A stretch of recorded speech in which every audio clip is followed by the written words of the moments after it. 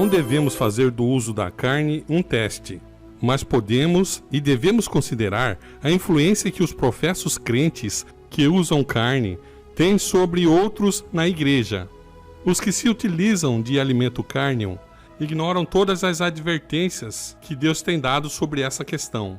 Eles não têm evidência de que estão a seguir caminhos seguros. Não têm a menor desculpa para comer a carne de animais mortos. A maldição de Deus está repousando sobre a criação animal. Muitas vezes, quando a carne é ingerida, decompõe-se no estômago e cria doenças. Cânceres, tumores e doenças pulmonares são em grande parte causados pelo consumo de carne. Como mensageiros de Deus, não daremos um testemunho decidido contra a satisfação do apetite pervertido? Aqueles que se dizem ministros do Evangelho, proclamando a mais solene verdade já dada aos mortais, irão fazer do estômago uma fossa? Deus providenciou uma abundância de frutos e grãos que podem ser preparados e utilizados de forma saudável e em quantidades adequadas. Por que então os homens continuam consumindo alimentos cárneos?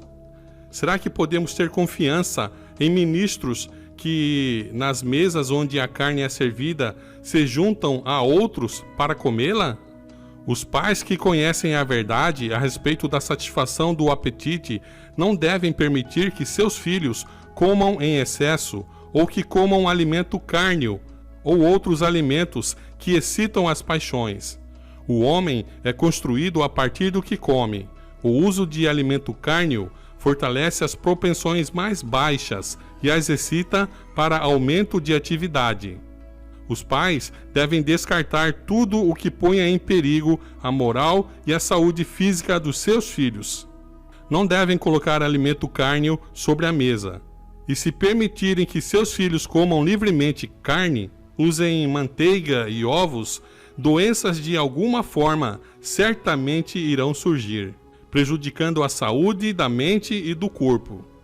Assim, a espiritualidade é enfraquecida e, em muitas vezes, destruída.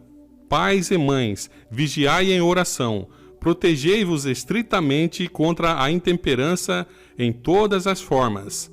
Ensinai a vossos filhos os princípios da verdadeira reforma de saúde. A ira de Deus já começou a visitar os filhos da desobediência. Para serem purificados e permanecerem puros, os adventistas do sétimo dia devem ter o Espírito Santo nos seus corações e nas suas casas.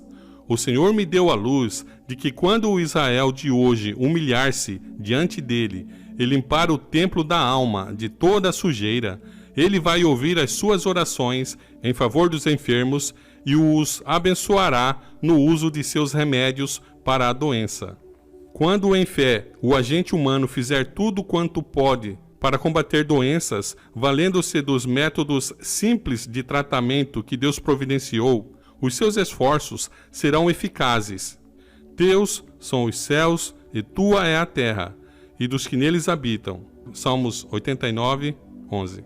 Se, depois de tanta luz ter sido dada, o povo de Deus ainda acatar hábitos errados, entregando-se à indulgência e recusando-se a reformar-se, sofrerão a consequência certa da transgressão. Se forem determinados a gratificar o apetite pervertido a qualquer custo, Deus não fará milagre após milagre para salvá-los.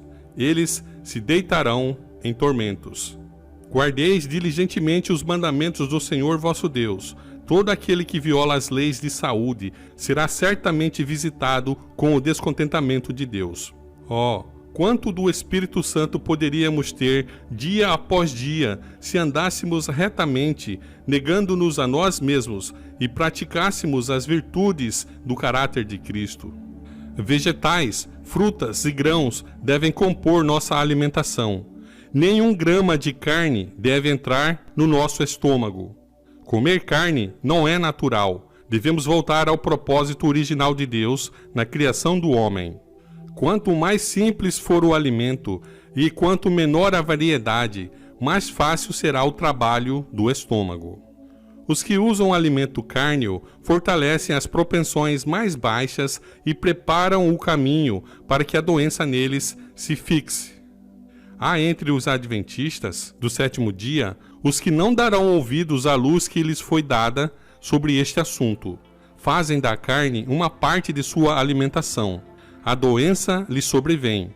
Doentes e sofrendo como resultado de seu próprio comportamento errado, pedem as orações dos servos de Deus.